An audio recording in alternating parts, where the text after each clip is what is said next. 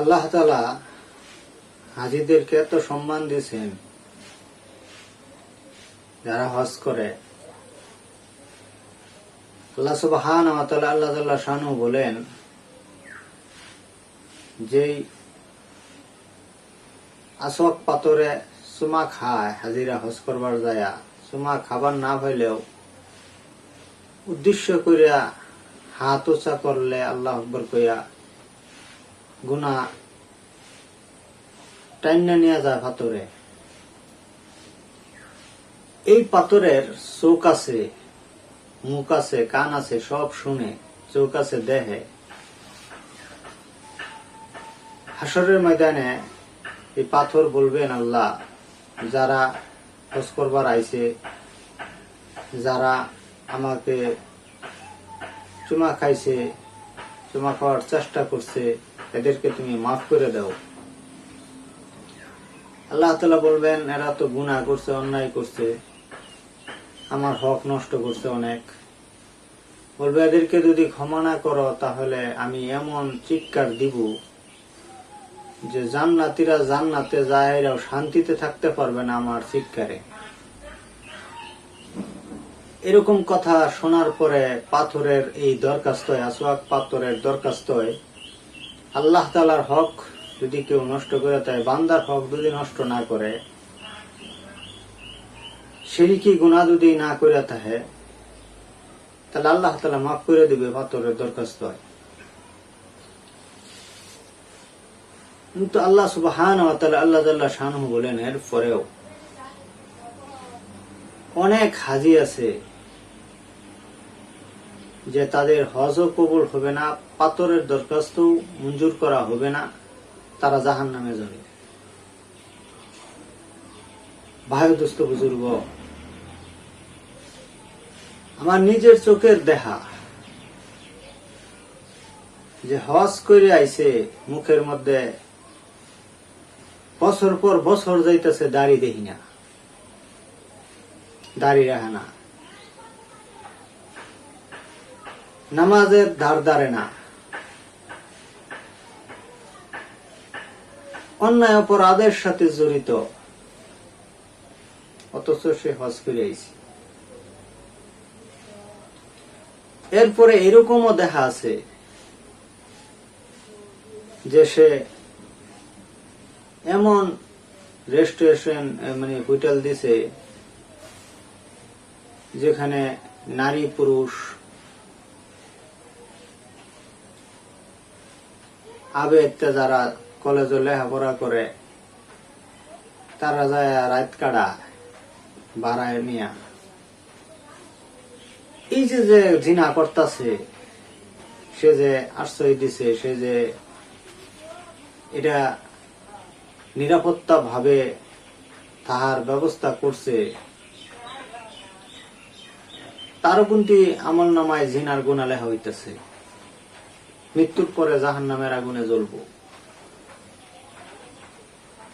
তো এই হজের দাম কি রইল?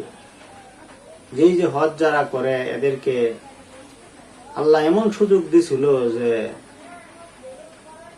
পাথর তোমাদের জন্য দরখাস্ত করবে, পাথর কান্দাকাটি করবে, পাথর মাপ চাবো আল্লাহ পাকের কাছে, তার পক্ষ হইয়া, আল্লাহ ক্ষমা করে দাও। এটার দাম কই রইল? এই জন্য আমি অনুরোধ করব, যারা হজ করছে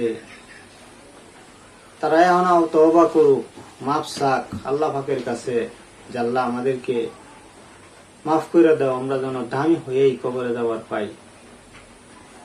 একটা দৃষ্টান্ত লেখছে যে কাফালা হজে যাইতেছে, পথেমধ্যে এমন এক গ্রামে তারা রাত যাপন করছে যে ওখানে এক লোকের মৃত্যু হয়ে গেছে, এক হাজির মরণ হয়ে গেছে যাওয়ার সময়। তারা ভাবলো যে যত মারাই গেছে, তাহলে এনেই এক জায়গায় মাটি দিয়ে আমরা এরপরে রওনা দিই, বাকি যারা আছি। তাদের কাছে কোনো কোদাল ছিল না, কবর খোদা।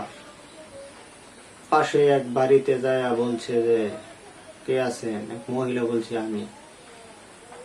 বলছে একটা কোদাল দিলে আমাদের এক সাথী ভাই মারা গেছে হজ করবার যাইতো, তাহলে আমরা কবরটা খুঁজতে মারি দিতাম তাকে। মহিলা বলল যে দেখেন কোদাল আপনারা আবার দেয়া যাবেন, আমি কিন্তু যাই ওখান থেকে আনবো না। বললো ঠিক আছে দেয়া যাবো।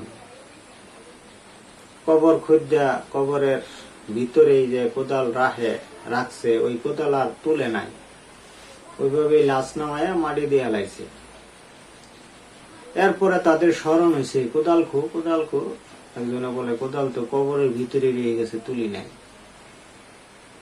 বললো এখনই তো মাটি দিছি, একটু ফাঁক করিয়া হাত ঢুকাই দিয়া নিয়ে আসি। উদ্দেশ্য করিয়া হাত ঢুকানোর উদ্দেশ্য করিয়া ফাল্টি ফুল্টি সরাই হেরা তাকায়া দেখে ভিতর দিকে এমন জোরে এক চাপ দিছে মাটিয়ে, একেবারে মিশায় হালাইছে। আর এই কোদাল আর ওই লাশের হাত জিনজুর দিয়ে বান্ধা। এটা দেখে তাড়াতাড়ি করে তারা আবার কবর ডাইকে ফেলাইছে, দিয়া বলছে এখান থেকে কোদাল তোলা সম্ভব না। তো এখন বললো যে মহিলার কাছ থেকে তো এই কোদালের দাবি ছাড়াই তৈরি করতে, চলো এই কোদালের সে আরো ডাবল টাকা মহিলাকে দিয়া বলি বইলাম একটা কোদাল কিনা লইলে। কোন কারণে কোদাল তুলতে পারলাম না। পরবর্তী গেছে যাহেরিয়া মহিলার টাকা বাড়াইয়া দিয়া বলছে যে মনে কিছু নিয়েন না, কোদালটা কোনো কারণে দিতে পারলাম না, কবরের ভিতরে রয়ে গেছে, আপনি একটা কোদাল কিনে নিন। যে মহিলা বললো ঠিক আছে দাবি ছেড়ে দিলাম। তারা হস্টস কইরা হাইরা আবার ওই যে লোক মারা গেছে এই লোকের স্ত্রীর কাছে এসে বললো যে আপনার স্বামী তো হজ করবার যায় বলাই মারা গেছি, তাকে তো আমরা মারি ছেলে দিয়া পরে আমরা হজ করে আইছি, কিন্তু ঘটনা তো একটা হয়ে গেছে যে আপনার স্বামী তো আযাবের লক্ষণ দেখলাম, এমনটা কেন হইল?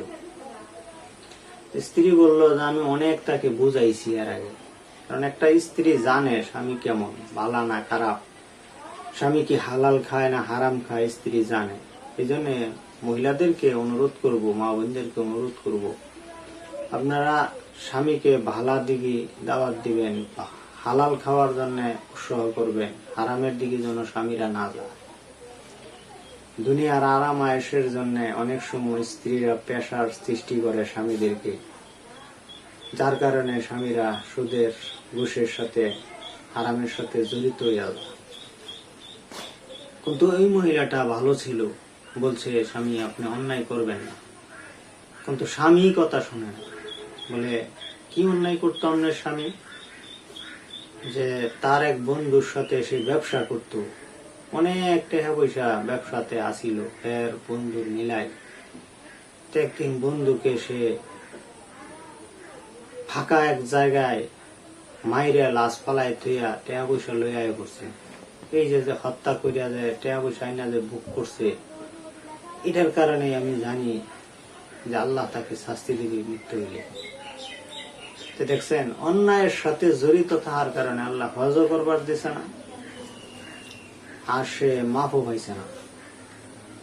এই জন্য যারা হজ করছেন তারা সঠিক যেন আল্লাহর কাছে দামি হইতে পারেন, সঠিক পুরস্কার যেন পান আপনারা। এই জন্য এই ঘটনাটি আপনাদের সামনে বললাম। আমার এই ভিডিওটা যদি আপনাদের ভালো লাগে লাইক কমেন্ট শেয়ার সাবস্ক্রাইব করবেন, বেশি বেশি ভিডিও দেখবেন।